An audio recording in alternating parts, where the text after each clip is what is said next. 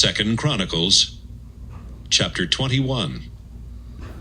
Jehoshaphat died and was buried beside his ancestors in Jerusalem, and his son Jehoram became king.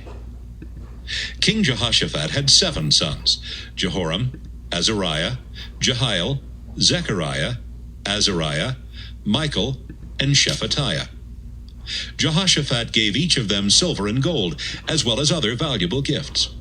He also put them in charge of the fortified cities in Judah, but he had chosen his oldest son Jehoram to succeed him as king. After Jehoram had taken control of Judah, he had his brothers killed, as well as some of the nation's leaders.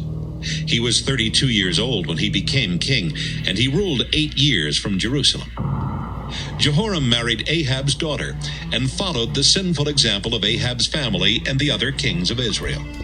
He disobeyed the Lord by doing wrong, but because the Lord had made a solemn promise to King David that someone from his family would always rule in Judah, he refused to wipe out David's descendants. While Jehoram was king, the people of Edom rebelled and chose their own king. Jehoram, his officers, and his cavalry marched to Edom, where the Edomite army surrounded them. He escaped during the night, but Judah was never able to regain control of Edom. Even the town of Libnah rebelled at that time. Those things happened because Jehoram had turned away from the Lord, the God his ancestors had worshipped. Jehoram even built local shrines in the hills of Judah and let the people sin against the Lord by worshiping foreign gods. One day, Jehoram received a letter from Elijah the prophet that said, "I have a message for you from the Lord God your ancestor David worshipped. He knows that you have not followed the example of Jehoshaphat your father or Asa your grandfather. Instead, you have acted like those sinful kings of Israel and have encouraged the people of Judah to stop worshiping the Lord, just as Ahab and his descendants did.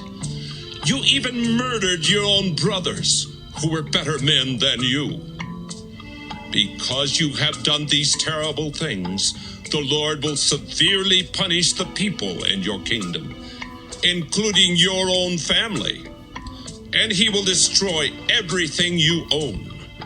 You will be struck with a painful stomach disease and suffer until you die." The Lord later caused the Philistines and the Arabs who lived near the Ethiopians to become angry at Jehoram. They invaded Judah and stole the royal property from the palace, and they led Jehoram's wives and sons away as prisoners. The only one left behind was Ahaziah, his youngest son. After this happened, the Lord struck Jehoram with an incurable stomach disease. About 2 years later, Jehoram died in terrible pain. No bonfire was built to honor him, even though the people had done this for his ancestors. Jehoram was 32 years old when he became king, and he ruled 8 years from Jerusalem. He died, and no one even felt sad. He was buried in Jerusalem, but not in the royal tombs.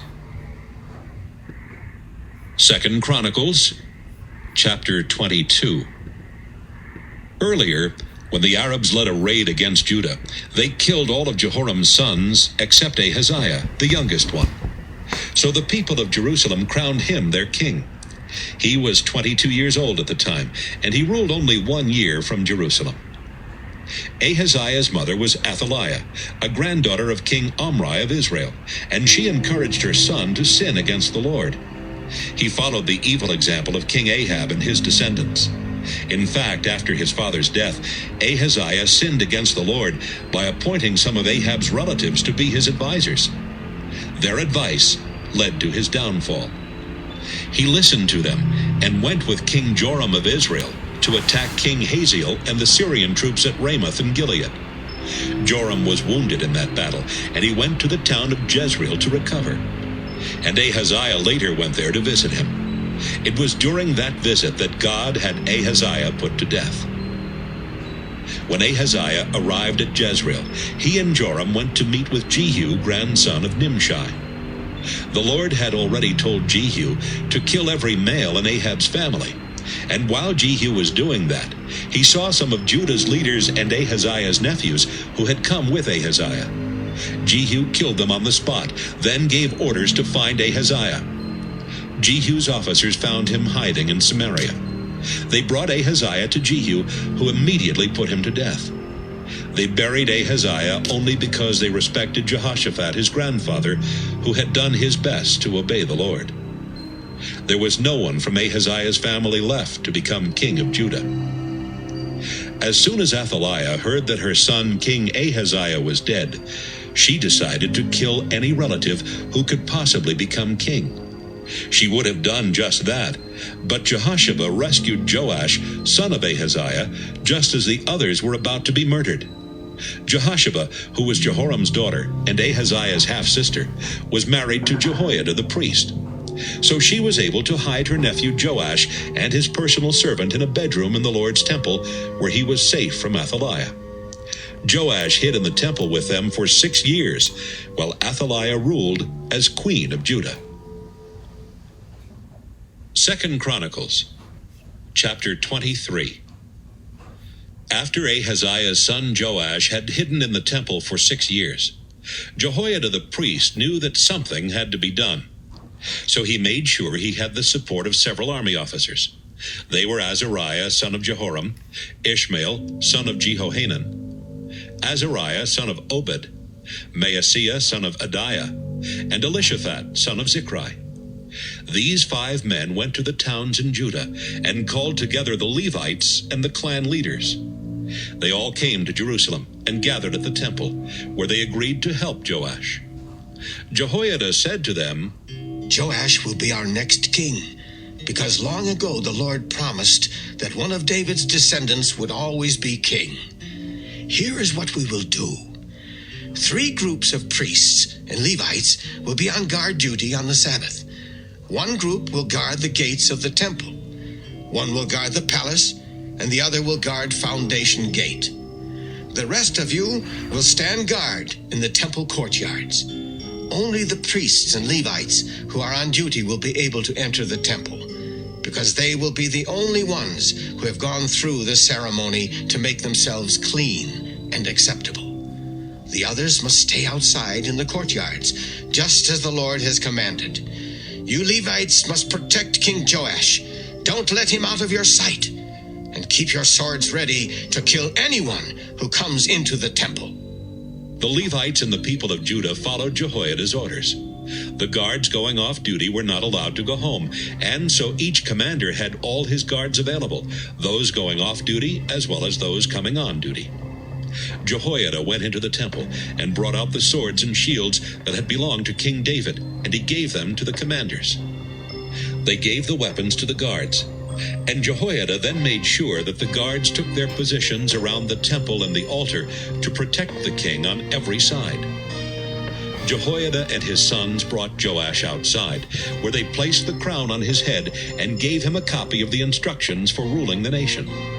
Olive oil was poured on his head to show that he was now king, and the crowd cheered and shouted, "Long live the king!"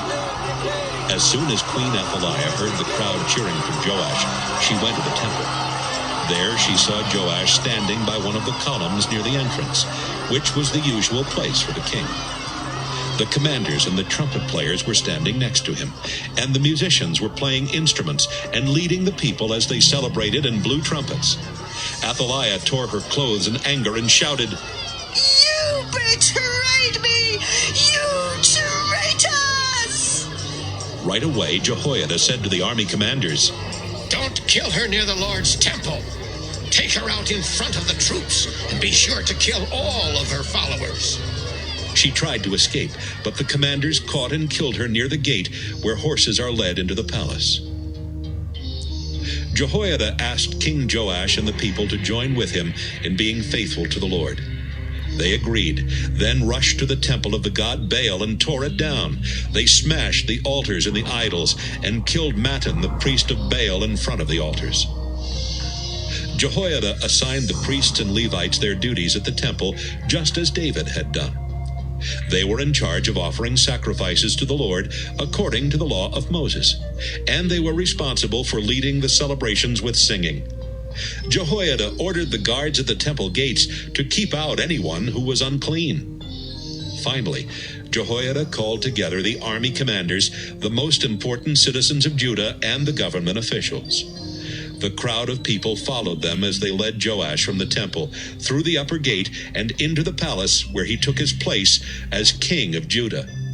Everyone celebrated because Athaliah had been killed and Jerusalem was peaceful again.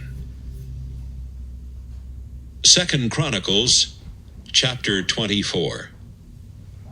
Joash was only 7 years old when he became king of Judah, and he ruled 40 years from Jerusalem. His mother Zibiah was from the town of Beersheba. While Jehoiada the priest was alive, Joash obeyed the Lord by doing right. Jehoiada even chose 2 women for Joash to marry so he could have a family. Sometime later, Joash decided it was time to repair the temple. He called together the priests and Levites and said, "Go everywhere in Judah and collect the annual tax from the people. I want this done right away. We need that money to repair the temple." But the Levites were in no hurry to follow the king's orders. So he sent for Jehoiada the high priest and asked, "Why didn't you send the Levites to collect the taxes? The Lord's servant Moses and the people agreed long ago that this tax would be collected and used to pay for the upkeep of the sacred tent. And now we need it to repair the temple because the sons of that evil woman Athaliah came in and wrecked it. They even used some of the sacred objects to worship the god Baal." Joash gave orders for a wooden box to be made and had it placed outside near the gate of the temple. He then sent letters everywhere in Judah and Jerusalem, asking everyone to bring their taxes to the temple, just as Moses had required their ancestors to do. The people and their leaders agreed, and they brought their money to Jerusalem and placed it in the box. Each day, after the Levites took the box into the temple, the king's secretary and the high priest's assistant would dump out the money and count it.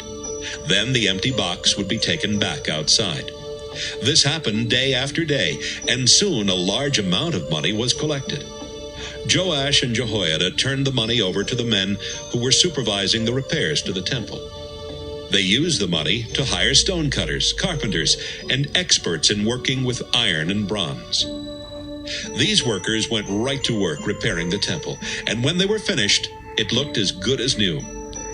They did not use all the tax money for the repairs, so the rest of it was handed over to Joash and Jehoiada, who then used it to make dishes and other gold and silver objects for the temple. Sacrifices to please the Lord were offered regularly in the temple for as long as Jehoiada lived. He died at the ripe old age of 130 years, and he was buried in the royal tombs in Jerusalem because he had done so much good for the people of Israel, for God, and for the temple. After the death of Jehoiada the priest, the leaders of Judah went to Joash and talked him into doing what they wanted. Right away, the people of Judah stopped worshiping in the temple of the Lord God, and they started worshiping idols and the symbols of the goddess Asherah. These sinful things made the Lord God angry at the people of Judah and Jerusalem, but he still sent prophets who warned them to turn back to him. The people refused to listen. God's Spirit spoke to Zechariah, son of Jehoiada the priest, and Zechariah told everyone that God was saying, "Why are you disobeying me and my laws? This will only bring punishment. You have deserted me, so now I will desert you." King Joash forgot that Zechariah's father had always been a loyal friend. So when the people of Judah plotted to kill Zechariah, Joash joined them and gave orders for them to stone him to death in the courtyard of the temple. As Zechariah was dying, he said, "I pray that the Lord will see this and punish all of you." In the spring of the following year, the Syrian army invaded Judah and Jerusalem, killing all of the nation's leaders. They collected everything of value that belonged to the people and took it back to their king in Damascus. The Syrian army was very small, but the Lord let them defeat Judah's large army because he was punishing Joash and the people of Judah for turning away from him. Joash was severely wounded during the battle, and as soon as the Syrians left Judah, 2 of his officials, Zabad and Jehozabad, decided to revenge the death of Zechariah. They plotted and killed Joash while he was in bed recovering from his wounds. Joash was buried in Jerusalem, but not in the royal tombs. The history of the kings also tells more about the sons of Joash, what the prophet said about him, and how he repaired the temple. Amaziah, son of Joash, became king after his father's death.